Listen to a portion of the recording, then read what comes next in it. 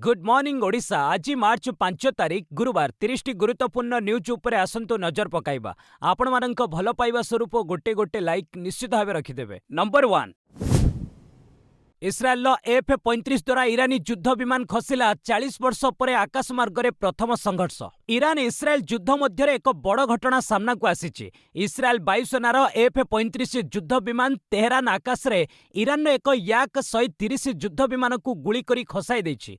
एहा प्रथम थर पई F-35 विमान द्वारा कौनसी मानव चालित विमान को नष्ट करिवार घटना।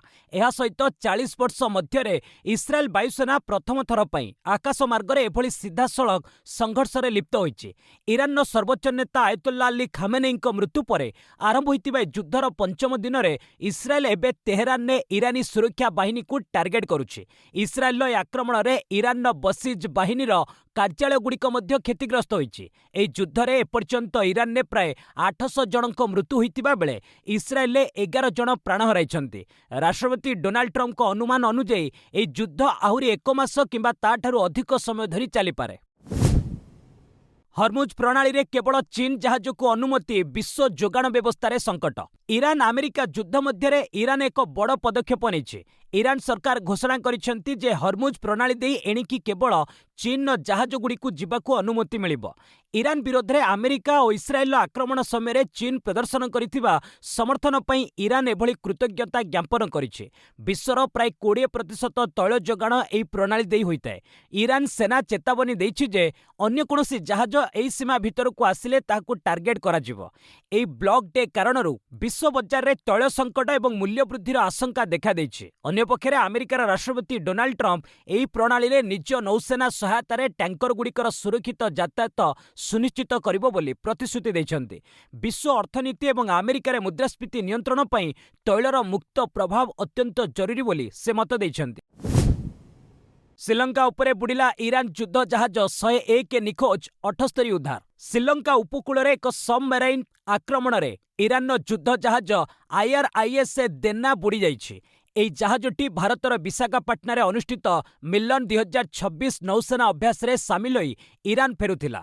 जहाज रे थिबा मोट 180 जनक मध्यरु 101 जन एबे भी निखोज अछंती। अन्य पक्षरे श्रीलंका नौसेना एवं वायुसेना द्वारा 78 जन को आहत अवस्था रे उद्धार करा जाइथिबा बेले किछि मृतदेह मध्य उद्धार होइछि। अमेरिका एवं इस्राएल सह ईरान ने चलिथिबा घमाघट युद्धर पंचम दिन में यह घटना सामना को आसी। गत फेब्रुआरी 28 तारिख में अमेरिका इस्राएल मिलित आक्रमण में ईरान सर्वोच्च नेता आयतुल्ला अली खामेनेई निहत होगा पर यह भयावह युद्ध आरंभ होइतिला। ईरान आक्रमण जोगु कतार रे LNG उत्पादन बंद, एशिया रे दर 3 वर्षर सर्वोच्च स्तर रे। ईरान आक्रमण पर कतार एनर्जी निजर LNG उत्पादन को बंद कर देछि। एहा फल रे एशिया बजार रे LNG दर गत 3 वर्षर सर्वोच्च स्तर रे पहुंची। मात्र गोटे सप्ताह मध्य दर 2 गुण वृद्धि पाई MMBTU पिछा $35.40 छुईछि। विश्वर मोट LNG उत्पादन 20% केवल कतार एनर्जी करिथाए। एही उत्पादन बंद खबर आसिबा परे यूरोपीय बजार रे मध्य प्राकृतिक गैस दर प्राय 70% वृद्धि पाइछि। कतार 80% ग्राहक एशिया महादेशर होइथिबा एहा एशियान क्रेतांक पई एक बड़ झटका। केबे पुणी उत्पादन स्वाभाविक हेब से नहीं कंपनी स्पष्ट सूचना देई नाही। अमेरिकार LNG भंडार मध्य विपुल चाहिदा को तुरंत पूरण करिबा पई यथेष्ट नुहे। आशातीत भिड़ आशंका, ईरान सर्वोच्च नेता खामेनेई अंतिम संस्कार स्थगित। अमेरिका और इस्राएल आक्रमण में निहत होइतिबा ईरान सर्वोच्च नेता आयतुल्ला अली खामेनेई अंतिम संस्कार को स्थगित रखा जाइछि। बुधवार संध्यारे तेहरान ने हेबाकु थिबा विदाई समारोह रे लक्ष लक्ष लोकंक आशातीत समागम को दृष्टि रे रखी ए निष्पत्ति निया जाइछि बोली ईरान सरकारी टेलीविजन ने सूचना दिया जाइछि। शनिवार ठारू तेहरान ने सामरिक एवं सरकारी भित्तिभूमि को टार्गेट करी लगातार आक्रमण जारी रहिछि। तेबे सुरक्षा कारणरू नुहे बरं प्रबल जनगहली परिचालना पई उपयुक्त व्यवस्था करने उद्देश्य रे एही कार्यक्रम को घुंचाई दिया जाइछि बोली कर्तृपक्ष कहिसंति। पूर्व योजना अनुଯାयी तेहरान ने श्रद्धांजलि दियाजिबा परे खामेनेई गृह नगरी तथा पवित्र सहर मसाहाद रे तांको मर शरीर को कबर दियाजिबार कार्यक्रम रहितिला। अंतिम संस्कार नुआ तारीख परे घोषणा कराजिबो। सऊदी अरब पाई पाकिस्तान न्यूक्लियर अम्ब्रेला, मध्यप्राच्य युद्ध रे नुआ मोड़। सऊदी अरब उपरे इरान ड्रोन आक्रमण पर मध्यप्राच्य युद्ध में पाकिस्तान प्रवेश नहीं आशंका बढ़ी। सेप्टेम्बर 2025 रे स्वाक्षरित स्ट्राटेजी म्यूचुअल डिफेन्स एग्रीमेंट अनुଯାयी सऊदी अरब उपरे आक्रमण को निज उपरे आक्रमण बोली पाकिस्तान विवेचना करे। वैदेशिक मंत्री इसाक दार एही प्रतिरक्षा चुक्ति को नहीं ईरान को परोक्ष चेतावनी दैछन्ति। तेबे सबुठारु चिंतार विषय होउछि एही चुक्ति माध्यम पाकिस्तान सऊदी अरब को निजर न्यूक्लियर अम्ब्रेला बा परमाणु सुरक्षा कवच प्रदान करिछि कि नहीं। जदि यह सत हुए तेबे यह एक परमाणु सशस्त्र राष्ट्र द्वारा अणपरमाणु राष्ट्र को सुरक्षा देवार विश्वर प्रथम घटना हेब। यह विश्वर परमाणु अप्रसारण संधि पई एक बड़ आह्वान सृष्टि करिछि। विशेषज्ञ मतरे पाकिस्तान सीधासलख युद्ध में सामिल न हेले भी एही चुक्ति जोगु सऊदी अरबर कूटनैतिक मान वृद्धि पाइछि। इरान टार्गेट रे अमेरिका डाटा सेंटर जानतु यार तीनिटी मुख्य कारण। अमेरिका और इस्राएल मिलित आक्रमण रे ईरान सर्वोच्च नेता आयतुल्ला अली खामेनी निहत हेबा परे ईरान एबे प्रतिशोध नेबा आरंभ करिछि। ईरान पक्षरु यूएई एवं बाहरीन ने थिबा अमेजन वेब सर्विसेस रो डाटा सेंटर उपरे ड्रोन आक्रमण करा जायछि। विशेषज्ञ मतरे एही आक्रमण पछरे मुख्यतः तीनिटी रणनीति रहिछि। प्रथमटी हेला व्यावसायिक निवेश को क्षति। डाटा सेंटर गुड़िकरे कंपानी गुड़िकर बिलियन डॉलर निवेश होता है जहाको नष्ट करिबा ईरान लक्ष्य। द्वितीयटी हेला सामरिक कार्यानुष्ठान ने बाधा। अमेरिका और इस्राएल निज युद्ध रणनीति रे आर्टिफिशियल इंटेलिजेंस एवं डाटार बहुल व्यवहार करथिले, तेणु ए व्यवस्था को अचल करबाकू ईरान चेष्टा करिछि। तृतीयटी हेला बहुराष्ट्रीय व्यवसायी को अचल करबा। क्लाउड डाटा सेंटर उपरे निर्भरशील थिबा विश्वर हजार हजार व्यावसायिक संस्थार कार्य को एका संगरे बाधा प्राप्त करबा। एही आक्रमण फलरे अमेजन क्लाउड सर्विस क्षतिग्रस्त हेबा सह कंपानीर शेयर मूल्य मध्य 2.7% ह्रास पाइछि। यूएई उपरे ईरान जोरदार आक्रमण 194 क्षेपणास्त्र और 812 ड्रोन माड़। ईरान सहित अमेरिका इस्राएल बद रे यूएई मध्य एक सीधासलख टार्गेट पलटिछि। यूएई रो अनेक स्थान रे बालिस्टिक क्षेपणास्त्र और ड्रोन निक्षेप करिछि ईरान, जहा फलरे दुबई और आबुधाबी भली प्रमुख सहर रे विस्फोरण घटिछि। गत 2 ରୁ 3 दिन मध्य ईरान 165टी बालिस्टिक क्षेपणास्त्र और 812टी ड्रोन यूएई रो विभिन्न ठिकाणा निक्षेप करिछि, जहा मध्यरु अधिकांश को यूएई वायु प्रतिरक्षा विभाग प्रतिरोध करिबारे सफल होइतिला। तथापि यूएई रे वर्तमान सुधा मोट 3 जनक मृत्यु घटिथिबा रिपोर्ट होइछि। मृतक मध्य पाकिस्तान, नेपाल और बांग्लादेश जणे लेखा नागरिक रहिछन्ति। सेहिभଳି भारत समेत एकाधिक देशर 58 जन नागरिक मध्य आहत होइतिबा जणा पड़िछि। निरापत्ता पाई दुबईर बुर्ज खलीफा को खाली करा जायतिला। सेहिभଳି दुबईर ग्लोबल विलेज को मध्य सामयिक बंद कर दिया जायछि। ईरान उपरे आक्रमण प्रथम दिन में 6,900 कोटी खर्च करिछि अमेरिका। अमेरिका पुणी थरे एक युद्ध में फसिछि। जीवन और संपत्ति क्षति सहित देश मध्य एक गुरुत्वपूर्ण आर्थिक क्षतिर सम्मुखीन होउछि। रिपोर्ट अनुसार ईरान उपरे आक्रमणर प्रथम 24 घंटे अमेरिका $779 खर्च कर सारिछि, जहाँकि भारतीय मुद्रा रे प्राय 6,900 कोटी टंका हेब।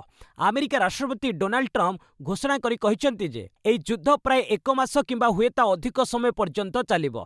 Centre for a New American सिक्यूरिटीर तथ्य अनुसार केवल एक कोरियर स्ट्राइक ग्रुपर परिचालना पई दैनिक 58 कोटी खर्च हेउछि।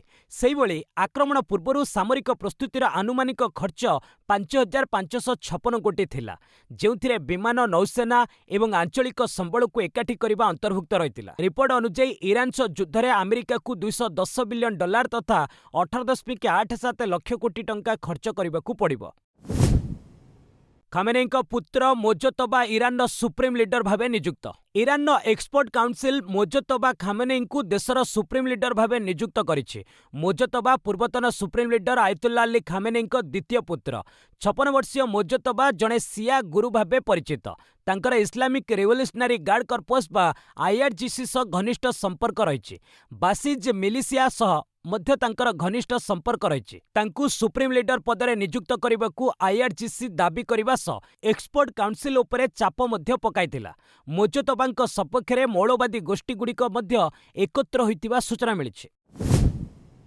युद्ध पाई रद्द हेलानी 20,000 रु अधिक उड़ाण अटकी बहु लोक। ईरान उपरे अमेरिका और इस्राएल मिलित आक्रमण को 5 दिन हेलानी। युद्ध पाई मध्यप्राच्यरू अनेक विमान उड़ाण रद्द हेबार लागिछि। शनिवार रु आज मध्यरे धार्य मोट 36,000 उड़ाणरू ପ୍ରାୟ 20,000ରୁ ଅଧିକ ରଦ୍ଦ ହୋଇଛି। ଏହା ଫଳରେ ମଧ୍ୟପ୍ରାଚ୍ୟର ବିଭିନ୍ନ ବିମାନ ବନ୍ଦରରେ ହଜାର ହଜାର ଯାତ୍ରୀ ଅଟକି ରହିଛନ୍ତି।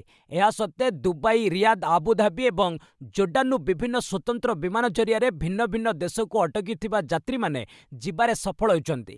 ଅଷ୍ଟ୍ରେଲିଆ, ଫ୍ରାନ୍ସ, ଜର୍ମାନୀ, ଭାରତ, ରୁଷ, ତାଇୱାନ ଏବଂ ସ୍ପେନକୁ ବହୁ ସଂଖ୍ୟକ ଯାତ୍ରୀ ଫେରି ପାରିଛନ୍ତି। ପ୍ରାୟ 9,000 ଆମେରିକୀୟ ନାଗରିକ ସ୍ୱଦେଶ ପ୍ରତ୍ୟାବର୍ତ୍ତନ କରିଥିବା ଆମେରିକା ପକ୍ଷରୁ କୁହାଯାଇଛି।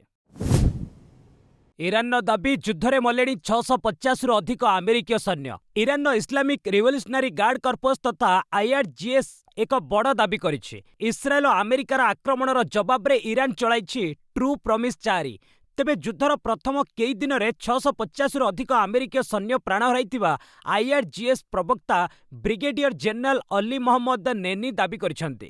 ଇରାନର ମିସାଇଲ ଓ ଡ୍ରୋନ୍ ଆକ୍ରମଣରେ ପାରସ୍ୟ ଉପସାଗରରେ ଥିବା ଆମେରିକୀୟ ବେସ୍ ଓ ଯୁଦ୍ଧ ଜାହାଜଗୁଡ଼ିକୁ ଇରାନ ପକ୍ଷରୁ ଟାର୍ଗେଟ କରାଯାଇଛି। ଘାଟିଗୁଡ଼ିକର ବହୁଳ କ୍ଷତି ହୋଇଥିବା କୁହାଯାଉଛି। ଇରାନର ଡ୍ରୋନ୍ଗୁଡ଼ିକ ଆମେରିକାର 5th ଫ୍ଲିଟର ମୁଖ୍ୟାଳୟ ଉପରେ ବାରମ୍ବାର ଆକ୍ରମଣ କରିଛନ୍ତି। ଆମେରିକାର ଯୁଦ୍ଧ ଜାହାଜ ଆବ୍ରାହାମ ଲିଙ୍କନ ଉପରେ କ୍ରୁଜ୍ ମିସାଇଲରେ ଆକ୍ରମଣ ହେବାରୁ ତାହା ଇରାନ ଉପକୂଳରୁ ପଛକୁ ଫେରିଥିବା ଦାବି କରାଯାଇଛି। ଯୁଦ୍ଧ ଯୋଗୁଁ ପର୍ସିଆନ ଗଲ୍ଫରେ ଫସିଛି 38ଟି ଭାରତୀୟ ଜାହାଜ। ମଧ୍ୟପ୍ରାଚ୍ୟରେ ଚାଲିଥିବା ଯୁଦ୍ଧର ପ୍ରଭାବ ଏବେ ସମଗ୍ର ବିଶ୍ୱ ଅର୍ଥନୀତି ଉପରେ ପଡ଼ିଛି। ଏଥିସହ ଭାରତ ପାଇଁ ମଧ୍ୟ ମୁଣ୍ଡ ବିନ୍ଧା ହୋଇଛି। ଯୁଦ୍ଧ ଯୋଗୁଁ ପର୍ସିଆନ ଗଲ୍ଫରେ ଭାରତର 38ଟି ଜାହାଜ ଅଟକି ରହିଛି। ଏଥିରୁ ଅଧିକାଂଶ ଜାହାଜରେ ଅଶୋଧିତ ତୈଳ ଓ LNG ରହିଛି ଏବଂ 1100 ନାବିକ ଅଛନ୍ତି। ଅପରପକ୍ଷରେ ଓମାନ ବନ୍ଦରରେ ଯୁଦ୍ଧରେ ଏକ ଜାହାଜ କ୍ଷତିଗ୍ରସ୍ତ ହୋଇଥିବା ବେଳେ 3 ଜଣ ଭାରତୀୟ ନାବିକଙ୍କ ମୃତ୍ୟୁ ହୋଇଛି ଏବଂ ଜଣେ ଆହତ ହୋଇଛନ୍ତି। ତେବେ ମଧ୍ୟପ୍ରାଚ୍ୟରେ ବିଭିନ୍ନ ଦେଶର ଜାହାଜରେ ମୋଟ 23,000 ଭାରତୀୟ ନାବିକ ଥିବା ଭାରତ ସରକାର କହିଛନ୍ତି। ସେମାନଙ୍କ ସୁରକ୍ଷା ଏବେ ପ୍ରାଥମିକତା ହୋଇଛି। ସେହିପରି ଭାରତର ବିଭିନ୍ନ ବନ୍ଦରରେ 1,000ରୁ ଅଧିକ କଣ୍ଟେନର ଅଟକି ରହିଥିବା ଜାହାଜ ଚଳାଚଳ ମନ୍ତ୍ରଣାଳୟ କହିଛି। ଆମେରିକାରେ ଗୁଳିକାଣ୍ଡ, 21 ବର୍ଷୀୟ ଭାରତୀୟ ଛାତ୍ରୀ ମୃତ। ଆମେରିକାର ଟେକ୍ସାସ ସ୍ଥିତ ଅଷ୍ଟିନ୍ ସହରରେ ଗୁଳିକାଣ୍ଡ ଘଟିଛି। ଜନଗହଳିପୂର୍ଣ୍ଣ ବାର୍ରେ ଘଟିଥିବା ଏହି ଗୁଳିକାଣ୍ଡରେ ଜଣେ 21 ବର୍ଷୀୟ ଭାରତୀୟ ଛାତ୍ରୀ ସବିତା ସାନ୍ଙ୍କ ମୃତ୍ୟୁ ଘଟିଛି। ସେ ଟେକ୍ସାସ ବିଶ୍ୱବିଦ୍ୟାଳୟରେ ଅଧ୍ୟୟନ କରୁଥିଲେ ବୋଲି ଜଣାପଡ଼ିଛି। ଆକ୍ରମଣକାରୀ 53 ବର୍ଷୀୟ ଡିଆଗା ଡାଏଗ୍ନେଙ୍କୁ ପୁଲିସ ଅଟକ ରଖିଛି। ଗୁଳିକାଣ୍ଡ ସମୟରେ ଡିଆଗା ଇରାନୀ ପତାକା ଏବଂ ପିନ୍ଧିଥିବା ପୋଷାକରେ ଆଲ୍ଲାଙ୍କ ସମ୍ପତ୍ତି ବୋଲି ଲେଖା ରହିଥିଲା। ତେଣୁ ପୁଲିସ ଆକ୍ରମଣ ପଛର କାରଣ ଖୋଜୁଛି। ତାଙ୍କର ଇରାନ ସହିତ ସମ୍ଭାବ୍ୟ ସମ୍ପର୍କର ତଦନ୍ତ କରୁଛି। ଇରାନ ନେତା ଖାମେନେଇଙ୍କ ମୃତ୍ୟୁରେ ଶୋକାକୁଳ ୟୁପିର ଗାଁ। ଜାଣନ୍ତୁ 200 ବର୍ଷ ପୁରୁଣା ସମ୍ପର୍କ। ଆମେରିକା ଓ ଇସ୍ରାଏଲ ଆକ୍ରମଣରେ ଇରାନର ସର୍ବୋଚ୍ଚ ନେତା ଆୟତୁଲ୍ଲା ଅଲି ଖାମେନେଇଙ୍କ ନିଧନ ପରେ ଉତ୍ତରପ୍ରଦେଶର ବାରାବାଙ୍କୀ ଜିଲ୍ଲା ଅନ୍ତର୍ଗତ କିଣ୍ଟୁର ଗାଁରେ ଶୋକର ଛାୟା ଖେଳିଯାଇଛି। ଗାଁର ଉଭୟ ସିଆ ଏବଂ ସୁନି ସମ୍ପ୍ରଦାୟର ଲୋକେ ଏକାଠି ହୋଇ ଆମେରିକା ଓ ଇସ୍ରାଏଲ ବିରୋଧରେ ବିକ୍ଷୋଭ ପ୍ରଦର୍ଶନ କରିବା ସହ ଦୋକାନ ବଜାର ବନ୍ଦ ରଖିଛନ୍ତି। ଦୀର୍ଘ ପ୍ରାୟ 2 ଶତାବ୍ଦୀ ଧରି ଏହି ଗାଁ ସହ ଖାମେନେଇଙ୍କ ପରିବାରର ସମ୍ପର୍କ ରହିଛି। 1834 ମସିହାରେ କିଣ୍ଟୁର ଗାଁର ସିଆ ମୌଲବୀ ସୟଦ ଅହମ୍ମଦ ମୁସାବି ହିନ୍ଦୀ ତୀର୍ଥଯାତ୍ରାରେ ଇରାନ ଯାଇ ସେଠାରେ ସବୁଦିନ ପାଇଁ ବସବାସ କରିଥିଲେ। ସେ ଥିଲେ 1979 ଇରାନ ବିପ୍ଳବର ନେତା ରୁହୋଲ୍ଲା ଖାମେନେଇଙ୍କ ଅଣ-ଜେଜେବାପା, ଯାହାଙ୍କ ଉତ୍ତରାଧିକାରୀ ହେଉଛନ୍ତି ନିହତ ଖାମେନେଇ। ମୁସାବିଙ୍କ ବ୍ରିଟିଶ ବିରୋଧୀ ବିଚାର ଯୋଗୁଁ ତତ୍କାଳୀନ ଇଂରେଜ ସରକାର ତାଙ୍କୁ ଭାରତ ଫେରିବାକୁ ଦେଇନଥିଲେ। ସେବେଠାରୁ ଭୌଗୋଳିକ ଦୂରତା ବଢ଼ିଥିଲେ ମଧ୍ୟ ଆଜି ବି ଗାଁ ଲୋକେ ଏହି ପରିବାର ସହ ନିଜର ଆବେଗିକ ସମ୍ପର୍କ ଯୋଡ଼ି ରଖିଛନ୍ତି ଏବଂ ଖାମେନେଇଙ୍କ ମୃତ୍ୟୁକୁ ନିଜ ପରିବାରର କ୍ଷତି ବୋଲି ମାନୁଛନ୍ତି। ଓଡ଼ିଶାରେ ବଢ଼ିଲା ଗ୍ରୀଷ୍ମ ପ୍ରଭାବ। ଝାରସୁଗୁଡ଼ା ସର୍ବାଧିକ ଉତ୍ତପ୍ତ, ପାରଦ 39.6 ଡିଗ୍ରୀ। ଓଡ଼ିଶାରେ ଏବେଠାରୁ ତାତି ଅନୁଭୂତ ହେବା ଆରମ୍ଭ ହୋଇଛି। ଭାରତୀୟ ପାଣିପାଗ ବିଭାଗର ସୂଚନା ଅନୁଯାୟୀ ବୁଧବାର ପଶ୍ଚିମ ଓଡ଼ିଶାର ଜିଲ୍ଲାଗୁଡ଼ିକ ସବୁଠାରୁ ଅଧିକ ଉତ୍ତପ୍ତ ରହିଥିଲା। ଝାରସୁଗୁଡ଼ା ରାଜ୍ୟର ସର୍ବାଧିକ 39.6 ଡିଗ୍ରୀ ସେଲସିୟସ୍ ତାପମାତ୍ରା ସହ ହଟେଷ୍ଟ ସହର ପାଲଟିଛି। ସେହିପରି ସମ୍ବଲପୁର, ହୀରାକୁଦ, ତାଳଚେର ଏବଂ ଟିଟଲାଗଡ଼ରେ ପାରଦ 37 ଡିଗ୍ରୀ ସ୍ପର୍ଶ କରିଛି। ଭୁବନେଶ୍ୱରରେ ତାପମାତ୍ରା 36.8 ଡିଗ୍ରୀ ରହିଥିବା ବେଳେ କଟକରେ 34.8 ଡିଗ୍ରୀ ରେକର୍ଡ କରାଯାଇଛି। ଉପକୂଳବର୍ତ୍ତୀ ଅଞ୍ଚଳରେ ତାପମାତ୍ରା ଅପେକ୍ଷାକୃତ କମ୍ ରହିଥିଲେ ମଧ୍ୟ ଅଭ୍ୟନ୍ତରୀଣ ଓଡ଼ିଶାରେ ଗରମର ପ୍ରଭାବ ବଢ଼ିବାରେ ଲାଗିଛି। ଆଗାମୀ 7 ଦିନ ପର୍ଯ୍ୟନ୍ତ ରାଜ୍ୟର ସମସ୍ତ ଜିଲ୍ଲାରେ ପାଗ ଶୁଖିଲା ରହିବ ଏବଂ ତାପମାତ୍ରାରେ ବିଶେଷ ପରିବର୍ତ୍ତନ ହେବାର ସମ୍ଭାବନା ନାହିଁ ବୋଲି ପାଣିପାଗ କେନ୍ଦ୍ର ପୂର୍ବାନୁମାନ କରିଛି। ମାର୍ଚ୍ଚ ମାସ ଆରମ୍ଭରୁ ହିଁ ପଶ୍ଚିମ ଓଡ଼ିଶାରେ ତାପମାତ୍ରା 40 ଡିଗ୍ରୀ ପାଖାପାଖି ପହଞ୍ଚିବା ଗ୍ରୀଷ୍ମ ଋତୁର ପ୍ରାରମ୍ଭିକ ତୀବ୍ରତାକୁ ସୂଚାଉଛି। राज्यसभा जाइपारନ୍ତି नीतीश कुमार। बिहार रे होइपारे बीजेपी सरकार।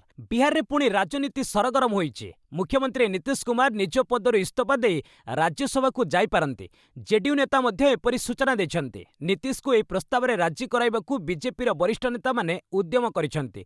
जेडीयू राष्ट्रीय कार्यकारी अध्यक्ष संजय कुमार झा मध्य नीतीश सह बुधवार एही प्रसंग रे दीर्घ समय आलोचना करिसन्ति। तेबे जदि नीतीश राज्यसभा जिबे राज्य रे मुख्यमंत्री पद जेडीयू हातरू बीजेपी हातकू जाइपारे। ଏହା ହେଲେ ବିଜେପିର ଦୀର୍ଘଦିନର ସ୍ୱପ୍ନ ପୂରଣ ହୋଇପାରିବ। ଅନ୍ୟ ଏକ ସୂଚନା ଅନୁସାରେ ନୀତିଶଙ୍କ ପୁତ୍ର ନିଶାନ୍ତ ଶୀଘ୍ର ପ୍ରତ୍ୟକ୍ଷ ରାଜନୀତିରେ ସାମିଲ ହୋଇପାରନ୍ତି, ଅର୍ଥାତ୍ ସେ ରାଜ୍ୟ ସରକାରରେ ଉପମୁଖ୍ୟମନ୍ତ୍ରୀ ପଦରେ ବସିପାରନ୍ତି ବୋଲି କୁହାଯାଉଛି। ରାଜ୍ୟସଭା ଆସନ ପାଇଁ ହିମାଚଳ ମୁଖ୍ୟମନ୍ତ୍ରୀ ସୁଖୁ ଓ ବିଜେପି ମୁହାଁମୁହିଁ। हिमाचल राज्यसभा निर्वाचन लगी परिवेश बेस उष्म हो उठी। गुरुवार राज्यसभा पर नामांकन होगाकू जाउछि, किंतु हिमाचल सुखु सरकार प्रार्थी एपर्यंत घोषणा करा जाय नै। जदियो मुख्यमंत्री सुखविंदर सिंह सुखु दिल्ली फेरिछन्ति एवं प्रार्थी विषय जानिछन्ति, तथापि चुप रहिछन्ति। मुख्यमंत्री सुखु स्पष्ट करिछन्ति जे प्रार्थी नाम नामांकनर ठीक पूर्वरु घोषणा करा जिवो। से कहिछन्ति जे एथर प्रार्थी हिमाचल हेबे। जदि केही भाबुछन्ति बीजेपी गतथर परि गणतंत्र किणिबो, तेबे कांग्रेस याकू बिक्री हेबाकू देबो नै। एथर कांग्रेस सतर्कतार सहित आगकू बढ़ुछि। सेहिभଳି सुखु जेतेबळे रंग लगाइबाकू राज्यपाल शिवप्रताप शुक्लांक निकटकू जाइथिले, सेतेबळे कहिथिले जे बीजेपी हिमाचल विरोधी। तेणु मुख्यमंत्री एभଳି बयानकू नै एबे हिमाचल प्रदेश राजनीति रोचक स्थिति रहिछि। भ्रमात्मक सूचना लगी जम्मू कश्मीर सांसद रहुल्ला मेहदी नाम मामला। श्रीनगर पुलिस नेशनल कॉन्फ्रेंस सांसद आगा सैयद रहुल्ला मेहदी और पूर्वतन मेयर जुनेद अजीम माटुंक विरोध में मामला रुजु करिछि। सोशल मीडिया रे भ्रमात्मक सूचना प्रसारण अभियोग रे एई एफआईआर रुजु होइछि। जम्मू कश्मीर पुलिस गतकाली राति रे एई कार्यानुष्ठान ग्रहण करिछि। पुलिस अनुଯାୟୀ सोशल मीडिया प्लाटफॉर्म रे एपरी पोस्ट देखा जाइछि जहाँ मिथ्या और भ्रमात्मक सूचना शेयर करुछि। एई पोस्ट जनसाधारणक मध्य रे भय और अस्थिरता सृष्टि करि पारे। सेहि भଳି आईन श्रृंखला विपर्यस्त और बेआईन कार्यकलाप को प्रोत्साहित करि पारे। पुलिस आहुरी मध्य कहिछि जे तदंत आधार रे परवर्ती कार्यानुष्ठान ग्रहण करा जिवो। राज्यसभा निर्वाचन विनोद तावड़े और रामदास अठवाले महाराष्ट्र रे बीजेपी प्रार्थी। महाराष्ट्र रे राज्यसभा निर्वाचन पर बीजेपी बुधवार तार प्रार्थी घोषणा करिछि। राष्ट्रीय संपादक विनोद तावड़े और केंद्रमंत्री रामदास अठवाले समेत 4 जण नेतांकु मनोनीत करा जायछि। बीजेपी रे अन्य 2 जण प्रार्थी हेले पूर्वतन नागपुर मेयर तथा वरिष्ठ आदिवासी नेता माया चिंतामन इवेनाटे और रामराव कुड़कुटे।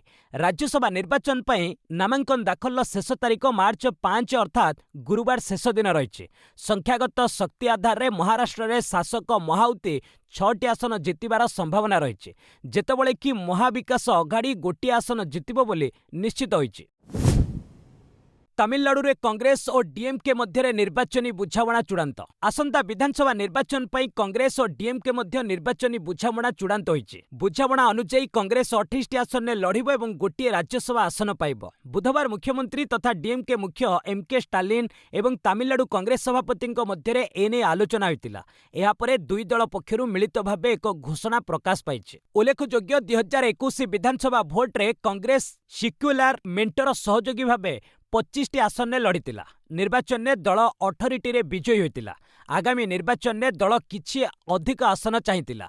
शीघ्र एआईसीसी राज्यसभा आसन पर नाम घोषणा करिबो बोली कांग्रेस नेता कहिसंती।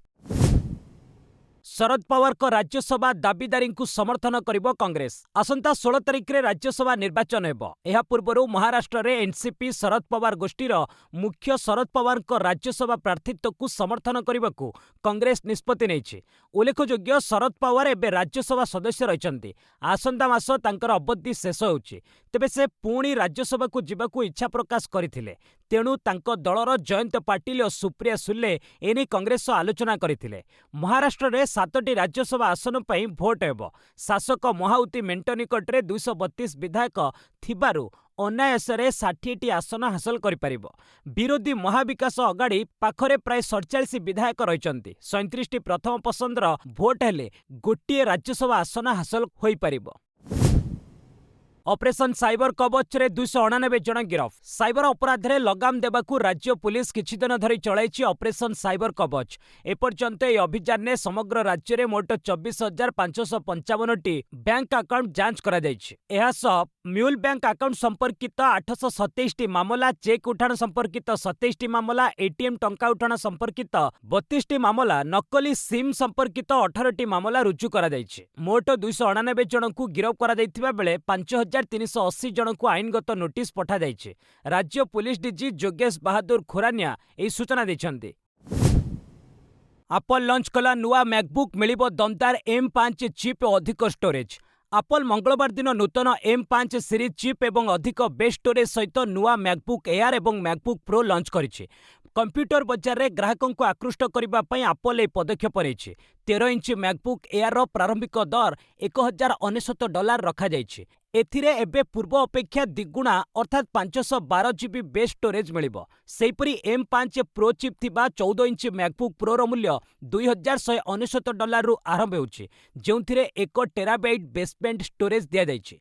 ए नुआ चिप गुड़िक कंप्यूटर कार्यक्षमता बढ़ाइबा सह उन्नत आर्टिफिशियल इंटेलिजेंस सुविधा प्रदान करिबो बोली कंपनी कहिछि। मध्यप्राच्य रे उत्तेजना सत्ते सुना दर रे ह्रास, मजबूत डॉलर मुख्य कारण। मध्यप्राच्य रे उत्तेजना वृद्धि पाइथिले मध्य सुना दर रे आश्चर्यजनक भावे ह्रास देखिबाकू मिलिछि।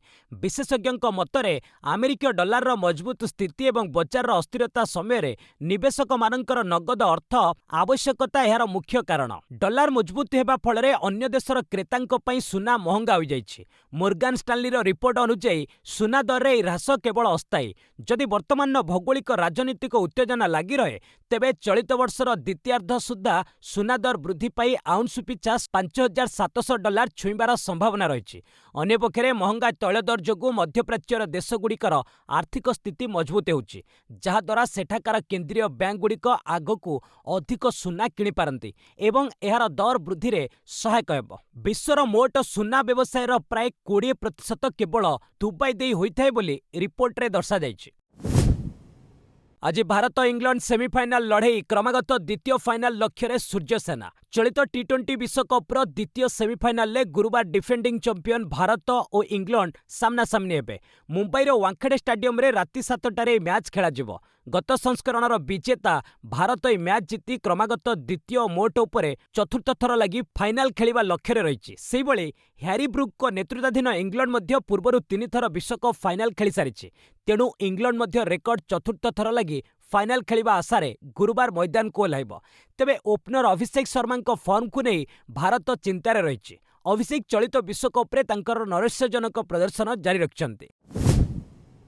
सेमिफाइनाल पूर्व सिद्धिविनायक मंदिर रे प्रार्थना कले भारतीय खेलाड़ी। गुरुवार भारत और इंग्लैंड मध्य चलित विश्वकप्र द्वितीय सेमिफाइनाल मुंबई रे खेला जिवो। तेबे एहार दिनक पूर्वरु घरे भारतीय दलर खेलाड़ी माने सिद्धिविनायक मंदिर बुली प्रभु गणेशଙ୍କ आशीर्वाद नैछन्ति। अधिनायक सूर्यकुमार यादव समेत टीम इंडियार किछि खेलाड़ी गणेश निकट रे प्रार्थना करथिले। खेलाड़ी माने मंदिर परिदर्शन करिवार वीडियो एबे सामना को आसीछि, जेउथिरे अक्षर पटेल, ईशान किशन, अभिषेक शर्मा प्रमुख बाबा सिद्धिविनायक दर्शन करुथिबा देखिबाकू मिलिछि। 33 बॉल ले फिन आलेन को शतक टी20 विश्वकप फाइनाल ले न्यूजीलैंड। दक्षिण आफ्रिका को 9 विकेट हराई टी20 विश्वकप फाइनाल ले पहुंची न्यूजीलैंड। कोलकाता अनुष्ठित मैच रे दक्षिण आफ्रिका प्रथमे बैटिंग करी निर्धारित 20 ओभर रे 8 विकेट हराई 169 करिथिला। 170 रन विजय लक्ष्य को पिछा करिथिला न्यूजीलैंड। तेबे दलर ओपनर फिन आलेन 33 बॉल ले अविश्वसनीय शतक हासिल करी अपराजित रहिथिले। एहा मध्यरे थिला 10 चौका और 8 छक्का। दल मात्र 12.5 ओभर रे विजय लक्ष्य पाइथिला। फिन क्रिस गेल को पूर्व रेकर्ड भांगिबारे सफल होइतिले। 47 बॉल ले शतक करिबारे रेकर्ड गेल को नामरे थिला। होली रे राजधानीवासी खाईगले 8.5 कोटी आमिष। चलित वर्ष होली बुधवार पड़िथिबारु आमिष बजार सरगरम थिला। लोक माने मन भली रंग खेलिबा सह माछ, मटन, चिकेन ने पेट पुराइथिले। आमिष बजार रे तथ्य अनुसार मटन किलो 850 रु 900 टंका रे बिक्री होइतिला। दिनकरे मोट 630 क्विंटाल मटन बिक्री होइछि एवं 3,02,40,000 टंका कारोबार होइछि। चिकेन बिक्री रे प्राय 3,36,65,000 टंका कारोबार होइछि। सेहिपरि विभिन्न प्रकार माछ 127 टन बिक्री होइतिबा बेले 1,71,08,000 टंका कारोबार होइछि। बजार रे मोट 30,96,900 ଟଙ୍କାର ଅଣ୍ଡା ବିକ୍ରି ହୋଇଛି। ମୋଟ ହିସାବକୁ ଦେଖିଲେ ଦିନକରେ ପ୍ରାୟ 8.5 କୋଟି ଟଙ୍କାର ଆମିଷ ବିକ୍ରି ହୋଇଛି। ବରିଷ୍ଠ ସାମ୍ବାଦିକ ପଦ୍ମଭୂଷଣ ଏଚ୍.କେ. ଦୁଆଙ୍କ ପରଲୋକ।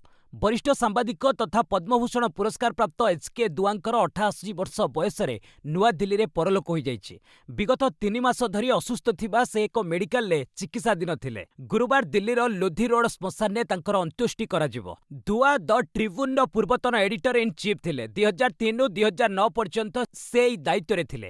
ଏଥିସହ ସେ Times of India, Indian express ଏବଂ ହିନ୍ଦୁସ୍ତାନ ଟାଇମ୍ସ ଏଡିଟୋରିଆଲରେ ମଧ୍ୟ କାର୍ଯ୍ୟ କରିଛନ୍ତି। ସେ ପୂର୍ବତନ ପ୍ରଧାନମନ୍ତ୍ରୀ ଏଚ୍.ଡି. ଦେବଗୌଡ଼ା ଏବଂ ଅଟଳ ବିହାରୀ ବାଜପେୟୀଙ୍କର ମିଡିଆ ଆଡଭାଇଜର ଥିଲେ। ଏଥିସହ ସେ ଡେନମାର୍କରେ ମଧ୍ୟ ଭାରତର ରାଷ୍ଟ୍ରଦୂତ ରହିଥିଲେ। ବସ୍ ଆଜି ପାଇଁ ଏଇଠି ରଖିବା। ପୁଣି ନେଇ ଆସିବି ଲେଟେଷ୍ଟ ଅପଡେଟ୍। ସେ ପର୍ଯ୍ୟନ୍ତ ବିଦାୟ ନେଉଛି। ଜୟ ହିନ୍ଦ, ଜୟ ଭାରତ।